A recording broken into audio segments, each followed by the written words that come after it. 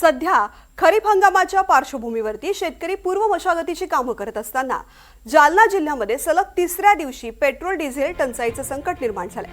त्यामुळे शेतकऱ्यांसमोर मोठं आव्हान उभं ठाकलं असून खरीप हंगामाच्या तयारीला ब्रेक लागण्याची शक्यता व्यक्त केली जाते।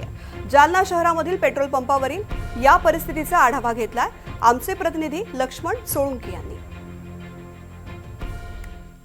जालना आणि छत्रपती संभाजीनगर महामार्गावर आहोत। आपण बघू शकतो हे ग्रामीणचे पेट्रोल पंप आहेत ज्या ठिकाणी डिझेल आणि पेट्रोलचे टंचाई निर्माण झालेली आहे। त्यामुळे आपण बघू शकतो की आता खरीप हंगाम तोंडावर आलेला आहे आणि त्याच हंगामाच्या तोंडावर या ठिकाणी मोठ्या प्रमाणात शेतकऱ्याला आता या ठिकाणी डिझेल मिळत नसल्यामुळे या ठिकाणी आपण बघू शकतो की या ठिकाणी मोठ्या प्रमाणात शेतकऱ्यांनी सकाळी 7 वाजल्यापासून या ठिकाणी रांगा लावलेल्या आहे। आता आपण जर बघितलं तर आता 11 वाजता आहेत। 11 वाजता या ठिकाणी सुद्धा आपण बघू शकतो की मोठ्या प्रमाणात या पंपावर 4 चाकी वाहनासह त्याचबरोबर ट्रॅक्टर असेल, त्या जेसीबी असेल, त्याचबरोबर ट्रक असेल यांच्या मोठ्या रांगा लागलेल्या आहेत।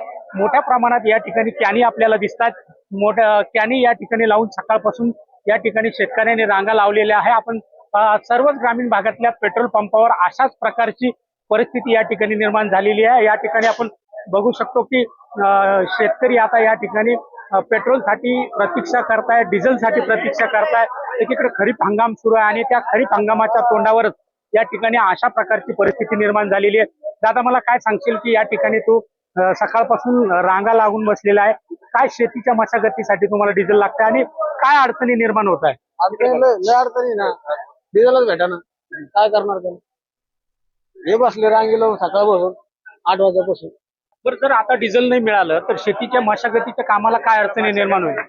शेतीच्या मशागतीला डिझेल नाही भेटलं खूप हे होईल।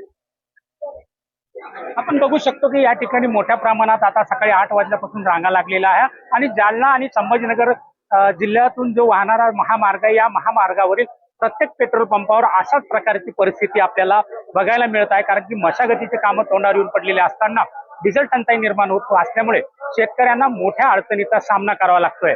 लक्ष्मण सोळुंके, NDTV मराठी, जालना।